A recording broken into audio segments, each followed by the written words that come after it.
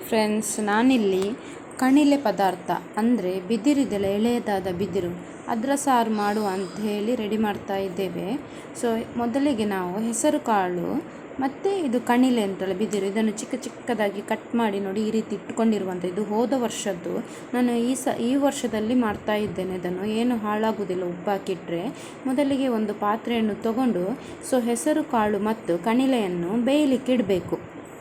ಎಳೆ ಬಿದಿರು ಅಂತ ಹೇಳ್ತಾರಲ್ಲ ಅದು ಮಳೆಗಾಲದಲ್ಲಿ ಸಿಗುವಂಥದ್ದು. ಬಿದಿರು ಬೆಳೆಯುವಾಗ ಚಿಕ್ಕದಿರುತ್ತಲ್ಲ ಅದನ್ನೇ ಕಟ್ ಮಾಡಿ ಈ ರೀತಿ ಚಿಕ್ಕದಾಗಿ ಕಟ್ ಮಾಡಿ ಬಿಸಿ ಮಾಡಿದ ನೀರನ್ನು ಒಂದು ಡಬ್ಬಗೆ ಹಾಕಿ ತಣ್ಣಗೆ ಮಾಡಿ ನೆಕ್ಸ್ಟ್ ಅದಕ್ಕೆ ಉಪ್ಪು ಹಾಕಿ ಈ ಕಣಿಲೆಯನ್ನು ಚಿಕ್ಕ ಪೀಸ್ ಮಾಡಿ ಅದರಲ್ಲಿ ಹಾಕಿಟ್ರೆ ಆಯಿತು.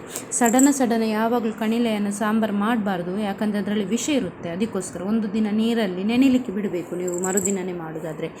ಒಂದು 4 ಮೆಣಸು, ಚಿಕ್ಕ ಮೆಣಸು, 3 ಜೀರಿಗೆ, ಅರ್ಧ ಈರುಳ್ಳಿ, 5 ಎಸಳು ಬೆಳ್ಳುಳ್ಳಿ, ಹುಳಿ, ಸಾಸಿವೆ, ಕೊತ್ತಂಬರಿ ಮತ್ತು ತೆಂಗಿನ ತುರಿಯನ್ನು ತೊಗೊಂಡಿದ್ದೇವೆ ಮಸಾಲ ಕಡಿಲಿಕ್ಕೋಸ್ಕರ. ಇಲ್ಲಿ ನೋಡಿ ಎಷ್ಟು ಚೆನ್ನಾಗಿ ಬೆಂದಿದೆ ಅಂತ. ಹೆಸರು ಕಾಳು ಮತ್ತು ಕಣಿಲೆಯನ್ನು ಒಟ್ಟಿಗೆ ಬೇಯಿಸಿದ್ರೆ ಆಯಿತು. ಇದಕ್ಕೆ ಸೇರಿಸಲಿಕ್ಕೆ ಮಸಾಲ ಕೂಡ ರೆಡಿ ಆಯಿತು.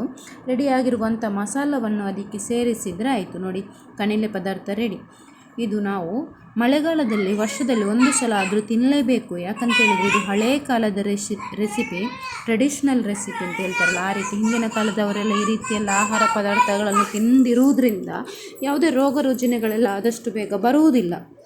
ರೋಗ ನಿರೋಧಕ ಶಕ್ತಿ ಎಲ್ಲ ಜಾಸ್ತಿ ಆಗುತ್ತೆ. Okay, thank you all. Subscribe ಮಾಡಿ ಪ್ಲೀಸ್. Okay, bye.